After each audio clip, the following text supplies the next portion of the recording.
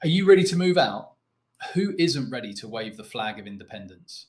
Because here's the strange thing about Britain right now. Almost everyone in their 20s says yes, obviously, of course I am.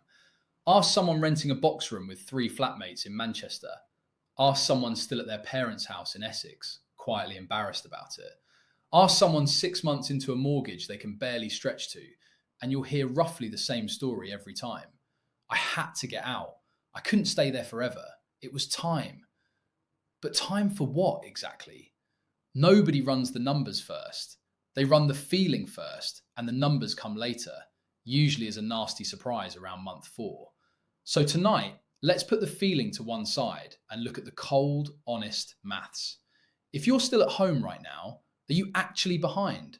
Or is everyone who rushed out the door quietly worse off than you think? Let's start with the number nobody wants to say out loud. The average UK renter in their 20s pays somewhere between £800 and £1,200 a month, depending on where they live. Over a single year, that's up to £14,000. Gone. Not invested, not saved, not building anything, just handed over month after month in exchange for a roof that was never going to be yours. Here's your first reality check, and it's a big one. If you're still living at home right now, paying little or nothing toward rent, you are not behind the person who moved out at 22. Statistically, you are quietly lapping them. Let's keep going because the gap only gets wider from here. Picture two 25-year-olds. Same salary, same job, same city. The first moved out at 22. 3 years of rent later, they have a nice flat, a decent sofa, and roughly nothing in savings.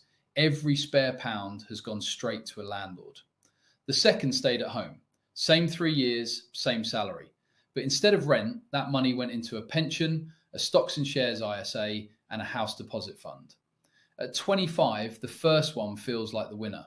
They have independence, their own space, their own front door key. The second one is still sleeping in their childhood bedroom and still gets asked what time they'll be home. But look at what's actually sitting in each of their accounts. The renter has spent up to £30,000 to £40,000 over 3 years and has nothing to show for it beyond furniture and photos. The one who stayed at home, saving even a modest £600 a month, has built up somewhere close to £20,000. And because a chunk of that has been sitting in a pension or an ISA, it hasn't just sat there, it's been growing.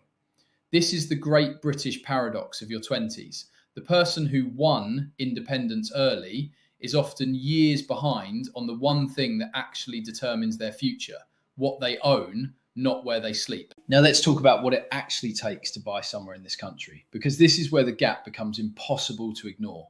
The average first-time buyer deposit in the UK sits well into 5 figures. And in London and the South East, it's not unusual to need £40,000 or more just to get through the door.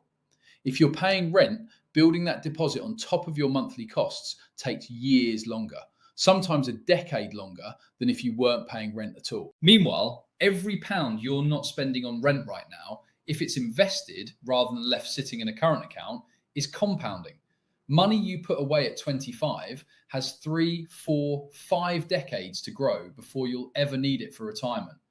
That same pound invested at 32 instead has lost years of growth it will never get back.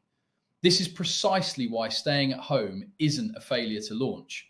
Done properly, it's the single fastest run-up most people in this country will ever get toward owning something real. But here's the other side of this, because two truths can be sitting in the same room. Yes, the embarrassment is real. Yes, watching everyone else post pictures of their new place flying that independence flag. And yes, at some point, most people do want their own space, their own door, their own life. And that's a completely legitimate reason to move, even if the numbers say wait. Moving out for the sake of moving out is a dumb idea. So the real question was never simply, can you afford to move out? The real question is this: are you moving out because you've built something first, or are you moving out because everyone else already has and staying started to feel like losing? If you're still at home right now, you're not behind. Embrace those cooked dinners, the free laundry, having the heating full on without it breaking the bank. If only I had my time again, they would need an eviction order to get me out. Work, invest, learn, have fun.